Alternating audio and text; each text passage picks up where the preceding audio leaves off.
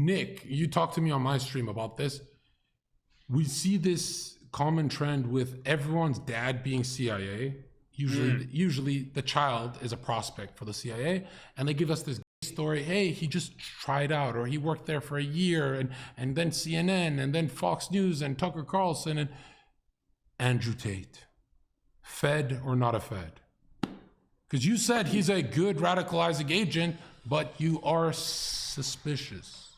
You have to I like him. I like Andrew Tate. I think he's funny. I think he's smart. But his dad's a Fed, and it's a pattern. Tucker Carlson's dad is a Fed. Alex Jones' dad is a Fed. Andrew Tate's dad is a Fed. Now, maybe I could sit down and talk with him and suss that out, but it is one red flag. I like him, just like I liked Alex Jones. I liked Alex Jones for a long time, and then he totally went full shill. He went total full shill on me and Kanye. He recently accused you of something. Yeah. He said that me and Kanye were trying to sabotage his show by going on there and saying what we said.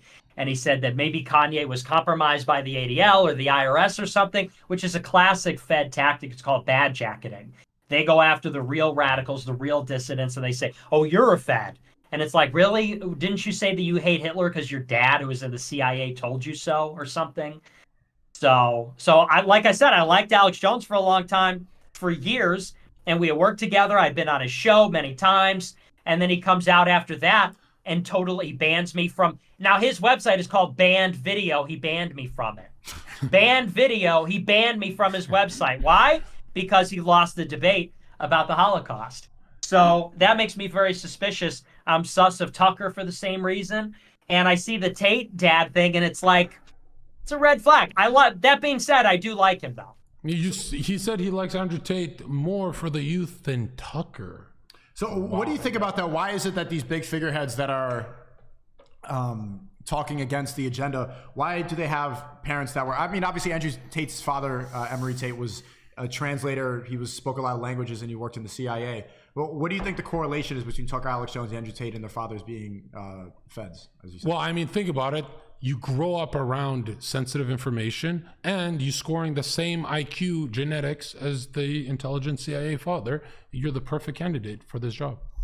I just think they're plants. I just think that straight up they're inserted in there.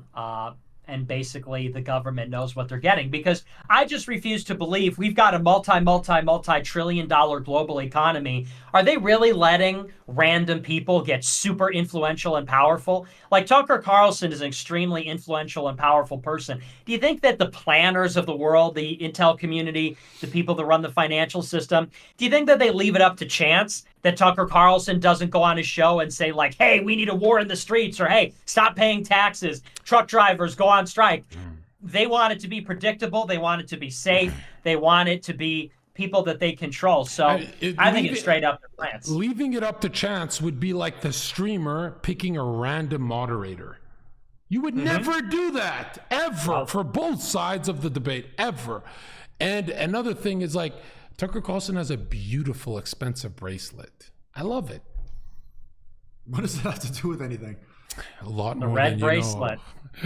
No, what I'm wondering is... Wait, what does that mean? No, we're not doing that. No, Nick, I want to know. Later, I'll tell you. No, hold on. Nick, I'm wondering now. Why is Alex Jones and Andrew Tate and everyone who does this soft ass? Well, actually, I would spoil my wife with $1 million and fuck women. First of all, what the fuck? They don't deserve presents. Why is Alex Jones starting to do that soft thing where he's like, hey guys, take me back. I don't like dick anymore. Why? Does he believe he can come back? Did someone tell him? What do you think it is?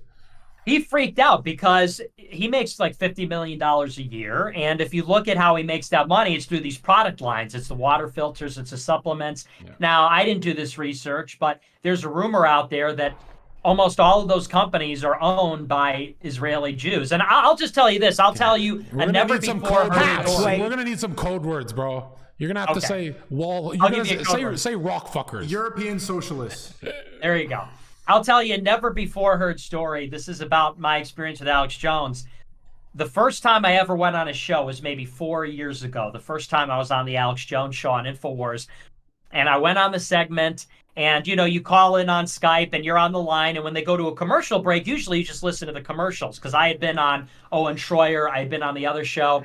And so I'm there during the commercial. And during the first segment, I think I inadvertently said something about that Middle Eastern country over there.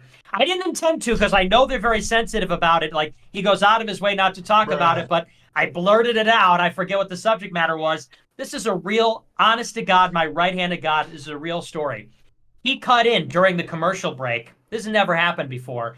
And he cuts in and says, "Hey, Nick, it was a great segment. You're doing a great job." He goes, "But, when it comes to that Israel stuff," he goes, "that's a dead end." He goes, "And you can say whatever you want. I'm not going to tell you what to say or not to say." He goes, "But I'm just telling you, I've talked about that on my show." He goes, "And, Mossad has visited me before, and I used to talk about it." He goes, Whoa. "But, I swear, I'm not making this up. And that's the first time I was ever on his show, and I mentioned Israel." He goes, I'm not telling you what you can and can't say," but he goes, "That's a dead end. And, I think that you're going to get a lot of pushback." He goes, "Because we have a lot of Zionists that listen to the show. We have a lot of these types that listen to the show." He goes, and I said, "Oh, okay, sheesh."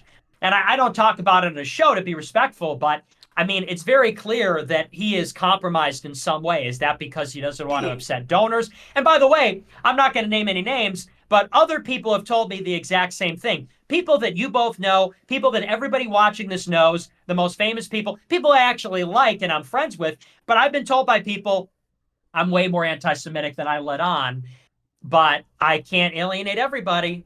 It's actually a person who I really respect and like. But he told me that. I think I know who you're talking about. And really, they're talking about they don't want to alienate those evangelical dollars. You'd think that, but no, it's right from the source? It's the source. What? It's the source. For the big names? Well, I mean, when you look at where the money comes from on both sides, on the left, it comes from the financial side, and on the right, it comes from the Zio side. It comes from the nation state. I thought there'd be like a filtering process to not make it so obvious. No, man. I mean, so that's why you hear this argument. A lot of conservatives go out there and say, no, but these religious ones are okay. These religious ones, they're nationalists just like us. They have a nationalist country, and they're religious, and they're socially conservative. And it's like, no, they're trying to ban the gospel in Israel a few weeks ago. Look it up. Yeah. One of the ministers in Netanyahu's government wanted to ban the gospel in the Holy Land. Those are your religious ones for you, but they subsidize the right wing. If you go to CPAC, you'll see a lot of fucking yarmulkes, I'll tell you that much. That's not a hyperbole. Go there, you'll see it. Don't clip that. It's just true. I mean, it's literally, and I'm not even being a spurg. If you go there, it's like Surfside. Maybe you've been to Surfside if you're in Miami. It's like that.